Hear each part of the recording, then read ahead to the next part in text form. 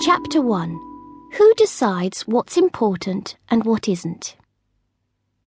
Tuesday is not my favourite day because there is testing to see how clever everyone is.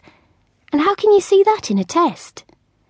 That's the thing about school. They might only test you for one thing, i.e. maths or spelling-y type things or punctuation-y thingamybobs, and they will not see that maybe you will know absolutely every episode of the Ruby Redford series off by heart, and that you can tell them how Ruby managed to jump out of a moving helicopter without twisting an ankle, which is a hard thing to do.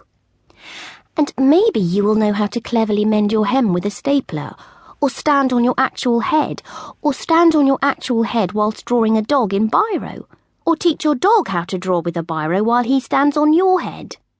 But they do not test you for these things because the people who come up with the testing do not think it is important. But would you rather know someone who knows how to jump out of a moving helicopter without getting a twisted ankle, or know someone who can spell grapefruit? I would like to know someone who knows how to get green felt tip off a white carpet. Until I do, Betty says put a chair on it. I just hope my mum doesn't move the chairs before I discover the answer. Anyway, testing is my worst, whereas someone like Grace Grappello, for an actual example, is good in a test situation because ask her what 3.3 divided by 2.4 is and she will get a big tick and I will get a headache. The correct answer is 1.375.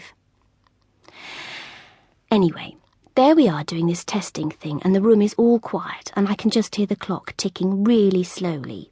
But strangely, every minute I look up, it is 10 minutes later and time is running out, and I can hear Robert Granger breathing. That's what he does. He sits behind me and breathes. It drives me utterly mad. And I turn around and go, "Stop breathing, will you?" And he says, "Clarice Bean, of course I cannot stop breathing, because then I would be dead, and how would you like that?"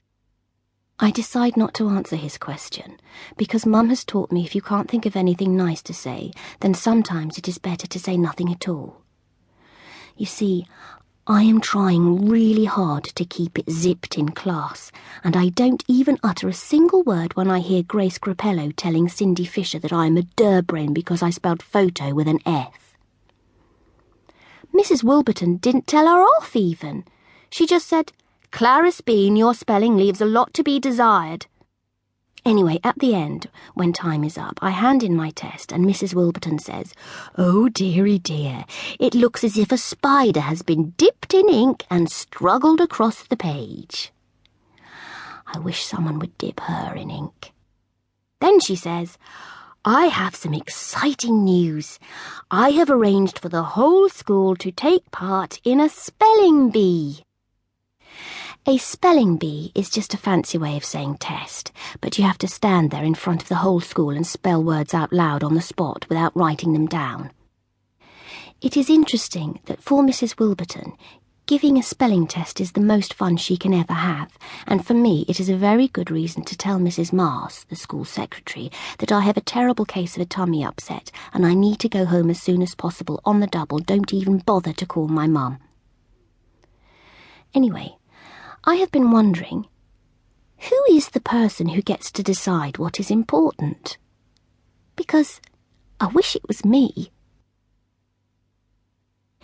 In the playground, Karl Wrenbury is throwing water bombs at Toby Hawkling. He gets Grace Grappello by accident and she goes off to tell. She is cross because he's got her Mac all wet, even though this is what Macs are for. But that's Grace Grappello for you.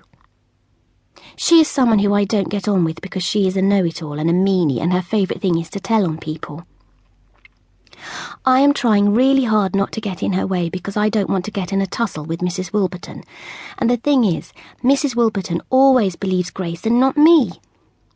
But after school, I am collecting my coat from my peg, and so is Karl, and he is telling me a joke about a pig who crosses the road.